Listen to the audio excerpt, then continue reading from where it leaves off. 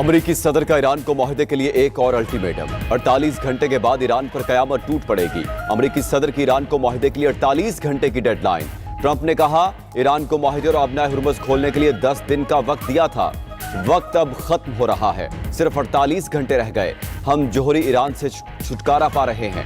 Trump की एक बार फिर इत्तेहादियों पर कड़ी तनकीद। नेटो को कमजोर और नाकाबिले एतबार साथी करार दिया। कहा ईरान में जंगी तैयारे की तबाही से मुज़ाकरात पर असर नहीं पड़ेगा। हम हालते जंग में हैं, तैयारे का गिरना जंग का हिस्सा है।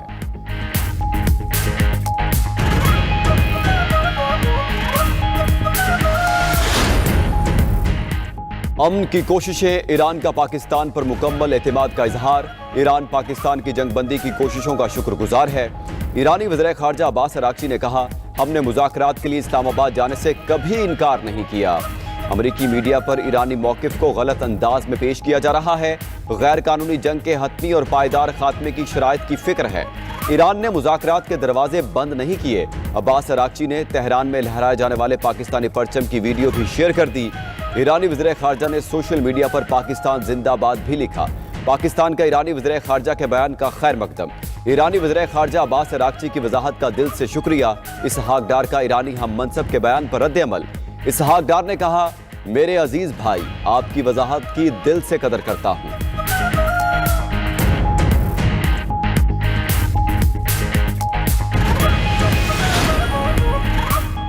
वज़ीर ख़ारजा का मिस्री और बहरीनी हम मनसब से टेलीफोनिक राब्ता। खित्ते की ताज़ा सूरत हाल और सिफारती कोशिशों पर तबादला ख्याल। कशीदगी कम करने और मसाइल के हल के लिए मुकालमे और सिफारतकारी की अहमियत पर जोर। रहनुमाओं का राबते में रहने पर इत्तेफाक। खित्ते में अमन व इस्तेहकाम के लिए सिफारती ताउन जारी रखने का अज़्म। पाक चीन 5 निकाती अमन इक़दाम मशरिक़ वुस्ता और खलीज में इस्तेहकाम के लिए अहम करार।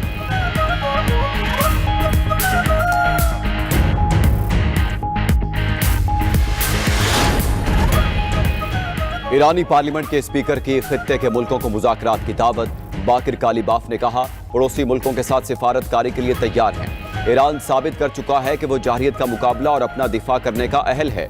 ये इसराइल की जंग है और नुकसान दुनिया का हो रहा है। इलाकाई सलामती को यकीनी बनाना खित्ते के मुल्कों के मफाद में है। खित्ते का इस्तेहकाम ईरान की तरजीह है। खित्ते के ममालिक दिफाई समझौतों के जरिए अपने मफादात का तहफ़्फ़ुज़ कर सकते हैं।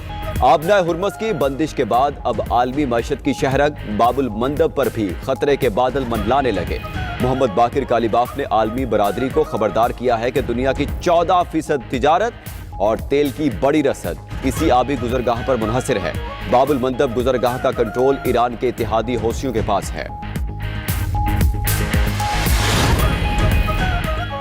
वज़ारत ख़ारजा ने मुत्तहिदा अरब अमारात के माली ज़खायर से मुतालिक गुमराह कुन तबसरे मुस्तरद कर दिए। तर्जुमान के मुताबिक यूएई के माली ज़खायर से मुतालिक हालिया तबसरे बेबुनियाद और हकीकत के मुनाफी हैं। स्टेट बैंक में रखे गए ज़खायर दो तरफा तिजारती मुआहदों का हिस्सा थे। यूएई के ज़खायर पाकिस्तान के मुआशी इस्तेहकाम के लिए मजबूत हिमायत का मज़हर हैं। ज़खायर की वापसी एक मामूल की मालियाती कार्रवाई है। इसे गलत रंग देना गुमराह कुन है।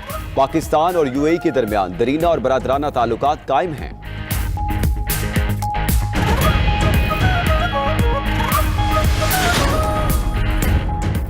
पब्लिक ट्रांसपोर्ट और माल बरदार गाड़ियों के हामिल अफराद को डिजिटल वॉलेट्स के जरिए रिलीफ रकम की फरहमी का आगाज। वज़ीर आज़म की ज़ेर सदारत पेट्रोलियम मसनूआत के ज़खायर और अवामी रिलीफ के इक़दामात पर जायजा इजलास। वज़ीर आज़म शहबाज शरीफ ने कहा मुश्किल वक्त में अवाम को अकेला नहीं छोड़ेंगे। आम आदमी को रिलीफ की फरहमी हुकूमत की अवलीन तरजीह है।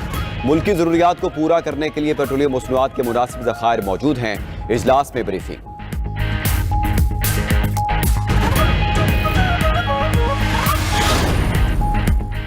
पीपल्स पार्टी की विफाक को मिनी बजट की हिमायत की मशरूत पेशकश।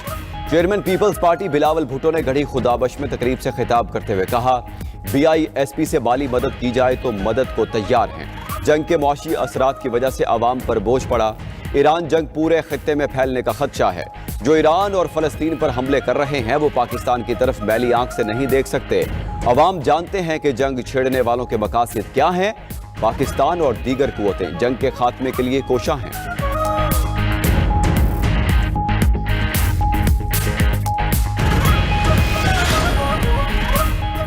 विफाकी वज़रा का मुश्किल हालात में तवानाई के इस्तेमाल कम करने पर जोर।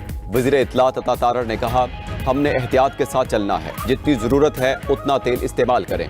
हुकूमत ने बसों और गुड्स ट्रांसपोर्ट के लिए सब्सिडी दी। वज़ीर-ए-आज़म ने चारों सूबों की क़यादत को इकट्ठा करके फैसले किए। पूरे मुल्क में तेल की किल्लत नहीं।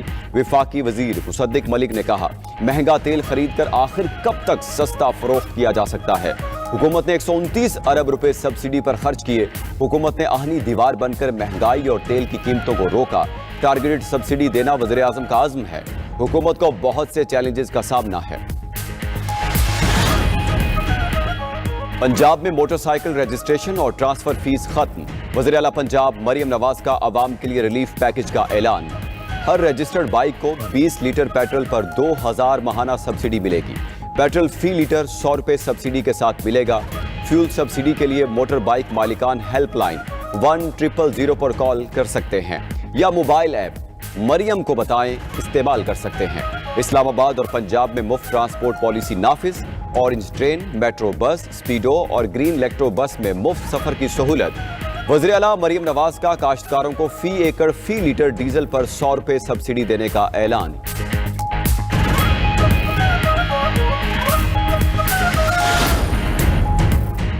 सिंध हुकूमत का आवाम के लिए बड़ा रिलीफ पैकेज। वज़ीर आला मुराद अली शाह ने 1 अरब 72 करोड़ रुपए के फ्यूल सब्सिडी प्रोग्राम की मंजूरी दे दी। ट्रांसपोर्ट किरायों को कंट्रोल करने के लिए माहाना इमदाद। मोटरसाइकिल मालिकान को 2000 रुपए सब्सिडी मिलेगी। सब्सिडी के लिए मोटरसाइकिल मालिकान को ऐप पर रजिस्टर्ड होना होगा। सिंध में बाइक रजिस्टर्ड कराने की फीस भी मुआफ। बसों, मिनी बसों और कोचेज को फी गाड़ी माहाना 2,40,000 रुपए। वैगनों और पिकअप्स को 50,000 से 1 लाख रुपए माहाना सब्सिडी मिलेगी। माल बरदार छोटे ट्रकों को 70,000 और बड़े ट्रकों को 80,000 रुपए माहाना मिलेंगे। वज़ीर आला मुराद अली शाह का कहना है, छोटे किसानों को 1500 रुपए फी एकड़ माली मुआवनत देंगे।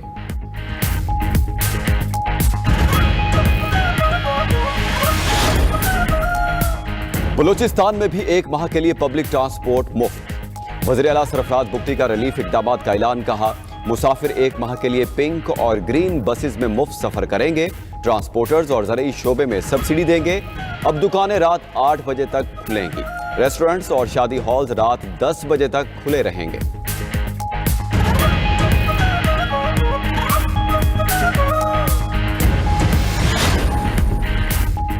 पाकिस्तान IMF से किए मुआहिदों की पासदारी कर रहा है। मशरिक़ वस्ता में कशीदगी की वजह से तेल का बहरान पैदा हुआ। ख्याल था जंग 3 से 4 हफ्तों में खत्म हो जाएगी। वज़ीर-ए-आज़म और फील्ड मार्शल की काविशों की वजह से तेल की सप्लाई में रुकावट नहीं आई। मुशीर वज़ीर-ए-आज़म राना सनाउल्लाह ने मीडिया से गुफ्तगू करते हुए कहा, हुकूमत ने इंतहाई मजबूरी में तेल की कीमतें बढ़ाई। विफाकी वजीर एहसन इकबाल ने कहा, ईरान जंग ने पूरी दुनिया को मुतासिर किया। जंग की वजह से खित्ते में तेल की कीमतों में इजाफा हुआ। आबदा हुर्मुज़ की बंदिश से पूरी दुनिया को बहरान का सामना है।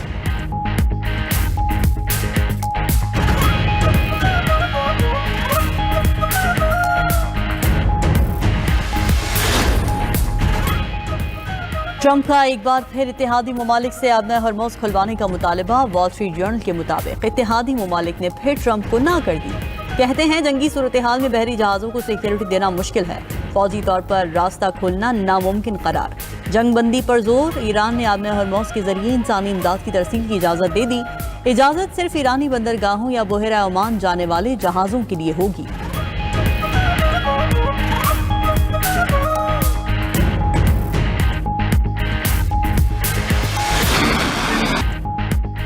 पासदारान इनकिलाब ने अमरीकी तैयारों का मुकाबला करने के लिए नया फजाई दिफाई निज़ाम नस्ब कर दिया। अमरीकी जेट तैयारों को नए फजाई दिफाई निज़ाम से निशाना बनाने का आज़म। गुज़श्ता रोज ईरान ने अमरीका का जदीद तरीन तैयारा F-35 और A-10 जेट गिराया। 2 ब्लैक हॉक हेलीकॉप्टर्स, 3 ड्रोन्स और 2 मिसाइल भी मार गिराए। ईरान ने तल अबीब और हाइफा समेत मुख्तलिफ शहरों पर फतह और क्लस्टर मिसाइल दाग दिए। मुतादिद इमारतें तबाह और कई गाड़ियां जल गईं। इसराइली मीडिया के मुताबिक तल अबीब में इसराइली वजारत दिफा के हेडक्वार्टर के करीब मिसाइल के टुकड़े गिरे। किरात, कारमिल और गुलेली में धमाके सुने गए। इसराइल के फौजी स्पोर्ट्स सेंटर्स पर बड़ा हमला। सप्लाई लाइन और लॉजिस्टिक मराकज को निशाना बनाकर दिफाई निजाम मफलूज कर दिया। ईरानी हमलों के बाद बियर अल सबा में वजारत दिफा के सनती कॉम्प्लेक्स में आग भड़क उठी। पासदारान इनकिलाब का तल अबीब में मोसाद के हेडक्वार्टर को निशाना बनाने का दावा। जनूबी इसराइल के इंडस्ट्रियल जोन में बड़े पैमाने पर आग भड़क उठी। अबू धाबी और बहरीन पर ड्रोन हमलों में 1 शख्स जाँ बहक और 4 जख्मी हो गए। कुवैत में अली अल सालिम अमरीकी बेस की MQ-1 ड्रोन यूनिट को निशाना बनाया गया। आबना हुर्मुज़ में इसराइल से मुंसलिक एक बहरी जहाज को ड्रोन से निशाना बनाने का दावा।